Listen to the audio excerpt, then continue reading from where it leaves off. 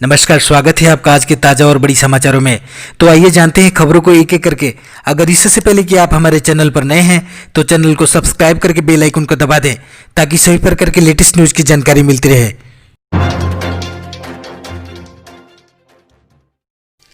उद्धव ठाकरे का सीएम योगी को चैलेंज, कहा दम है तो मुंबई फिल्म सिटी को ले जाएं यूपी।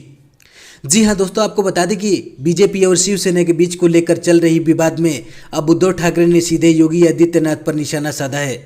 महाराष्ट्र के लिए film and media entertainment policy को लेकर आयोजित वेबिनार को संबोधित करते हुए उद्धव ठाकरे ने शुक्रवार को कहा कि फिल्म सिटी को मुंबई से उत्तर प्रदेश ले जाने की बात चल रही है।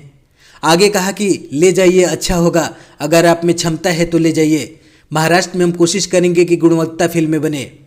मुख्यमंत्री उद्धव ठाकरे ने गुरुवार को कहा कि विश्व स्तरीय आधुनिक सुविधाओं का निर्माण करके मनोरंजन उद्योग को हर तरह सहयोग दिया जाएगा।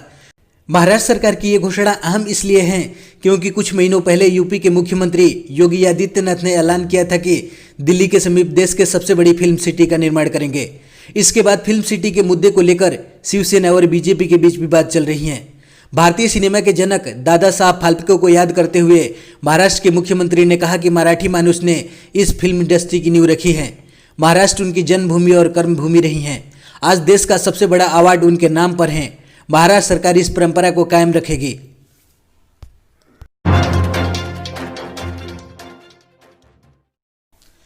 यूएई ने इस्लामी कानूनों में दी बड़ी राहत, साथ रह सकेंगे गैर शादीशुदा जोड़े, शराब पीने की भी इजाजत मिलेगी।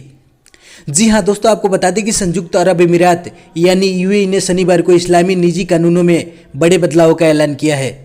देश में गैर शादीशुदा जोड़ों को साथ रहने की इजाज़त दी गई है और शराब पीने पर लगी पाबंदियों में भी ढील दी गई है।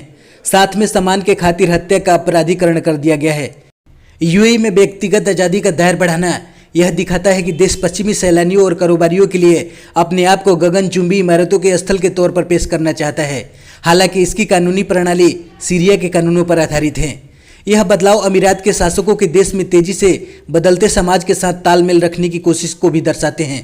यह घोषणा अमेरिका की मध्यस्थता में यूएई की इजरायल के साथ रिश्तों को सामान्य रखने के लिए हुए करार के बाद की गई है। इस संधि को देश में इजरायली सैलानी और निवेश आने की उम्मीद है। बदलाव के तहत देश में 21 साल या इससे ज़्यादा उम्र के लोगों को शराब पीने और बेचने और रखने पर दंड की व्यवस्था को खत्म कर दिया गया है।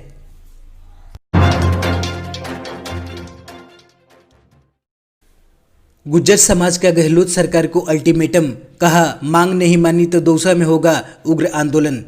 जी हां दोस्तों, आपको बता दें कि राजस्थान में गुर्जर आरक्षण आंदोलन लगातार जारी है। छठे दिन भी प्रदर्शनकारियों ने रेलवे ट्रैक पर कब्जा जमाए रखा। गुर्जर समाज अभी भी अपनी मांगों पर अड़ा है। इन सब के बीच अब गुर्जर आंदोलन की आज राजस्थान के दूसरे इलाकों तक भी फैल सकती हैं। वहीं बावनपाड़ा में कर्नल किरोड़ी बैसला ने गुर्जर समाज के लोगों की एक अहम बैठक ली। बैठक के बाद गुर्जर समाज ने गहलोत सरकार को साफ तौर पर अल्टीमेटम दे दिया है। बता दें कि 9 नवंबर को दौसा में भी गुर्जर आंदोलन का आगाज हो सकता है। गुर्जर समाज के नेताओं का साफ कहना है कि सरकार ने उनकी मांगें नहीं मानी तो उग्र आंदोलन होगा। दिल्ली मुंबई रेलवे ट्रैक पर छठे दिन भी गुर्जरों ने कब्जा जमाए रखा है। इससे रेल मार्ग पर रेल यातायात बाधित हो रहा है। ट्रैक पर भी गुर्जर आंदोलनों को देखते हुए रेलवे की ओर से शुक्रवार को भी इस मार्ग पर कई ट्रेनों को रद्द और डाइवर्ट कर दिया गया है। वहीं आंदोलन के कारण करौली और भरतपुर समेत आसपास के 5 जिलों में इंटरनेट भी बंद है। इससे पूर्व राजस्थान के लोगों को भारी परेशानियों का सामना करना पड़ रहा है। इस बीच करौली में गुरुवार को कुछ मार्गों पर रोडवेज बसों का संचालन शुरू कर दिया गया है।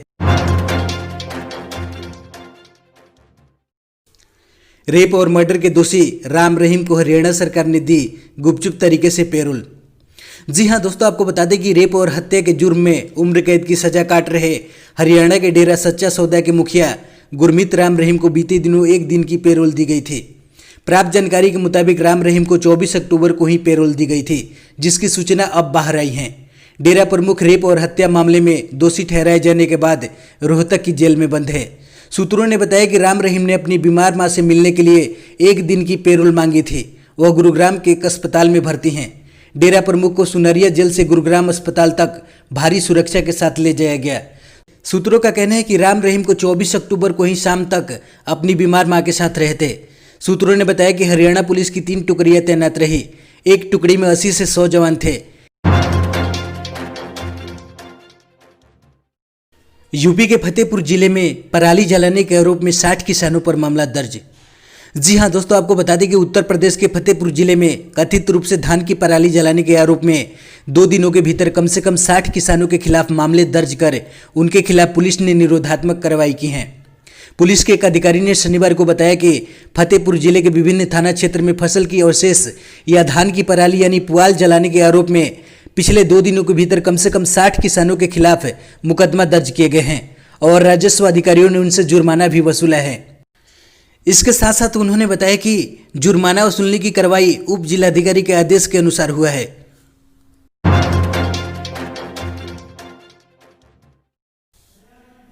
पिछले 24 घंटों में कोविड-19 के 50,356 नए केस आए सामने। जी हां दोस्तों, आपको बता दें कि देश में पिछले 24 घंटों में कोविड-19 के 50,356 नए केस सामने आए हैं। इसके साथ ही देश भर में कुल संक्रमितों की संख्या बढ़कर 84,62,080 हो गई है। इसके साथ ही पिछले 24 घंटों में 53,920 मरीज ठीक हुए हैं, जबकि 570 मरीज की मौत हो चुकी हैं।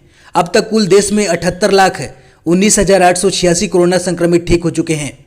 देश में कोरोना का रिकवरी रेट बढ़कर 92.41% पर पहुंच चुका है, जबकि एक्टिव मरीजों की संख्या 6.1% पर है। देश में कोरोना की मौत दर भी 1.48% है। इसके अलावा पॉजिटिविटी रेट 4.52% पर है, जबकि देश में अब तक कोरोना से हुई मौतों की संख्या 1,25,562 है।